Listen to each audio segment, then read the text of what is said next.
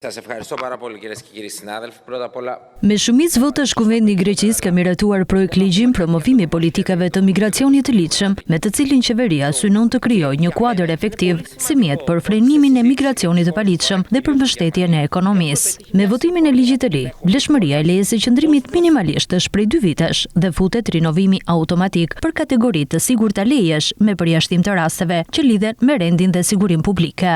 Gjithashtu përmirësohen procedurat e punësimit të punëtorëve nga vendet e treta. Agjencitë e punësimit të përkohshëm, duke përfshirë edhe ato private, do të lidhen marrëveshje me punëdhënësit dhe punëtorët e mundshëm, duke zgjeruar hapësirën e punësimit të ligjshëm për punëtorët nga vendet e treta. Por punonjësit me kualifikim të lartë thjeshtojnë procedurat konsullore dhe rritet kohëzgjatja e lejes së qëndrimit Blue Card. Por studentët dhe nxënësit nga vendet e treta jepet leje qëndrimi e vlefshme për të gjithë kohëzgjatjen e studimeve, ofrohet e drejta për punë me kohë të pjesshme dhe mundësia e qëndrimit pas diplomimit për kërkim pune. Për azilantët, kryesisht ata me status të mbrojtjes ndërkombëtare përmes programeve të formimit profesional dhe aksesit në tregun e punës, forcohet integrimi shoqëror dhe ekonomik. Projektligji promovon marrëveshje dypalçe me vendet e origjinës, me theksin në lëvizjen e ligjshme të punëtorëve, ashtu edhe në bashkëpunimin për kthimin e personave që qëndrojnë ilegalisht, si dhe do të shtohet përpjekja dhe lufta kundër migracionit të paligjshëm.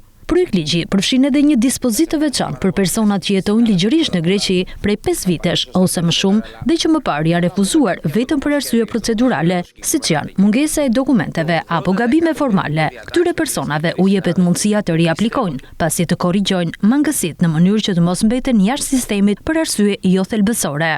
Për emigrantët mbi 65 vjet që kanë jetuar dhe punuar ligjërisht në Greqi për të paktën 20 vjet, parashikohet mundësia e qëndrimit pa detyrim për të punuar, me kusht që të kenë sigurinë privat, shëndetësor dhe pensioni, në mënyrë që të mos rëndohet skema publike e sigurimeve. Vëmendje veçantë i kushtohet edhe projekteve të mëdha, ku parashikohet mundësia e rekrutimit të shpejtë deri në 500 punëtor, ndërsa thjeshtohen edhe procedurat në konsullata për të ulur kohën e nevojshme për nxjerrjen e dokumenteve. Ministri i Migracionit dhe Azilit theksoi se Greqia mban qëndrim të ashpër ndaj migrimit të paligjshëm, por njëkohësisht me rregulla më funksionale për migrim të ligjshëm për të mbuluar edhe nevojat e ekonomisë për fuqi punëtore.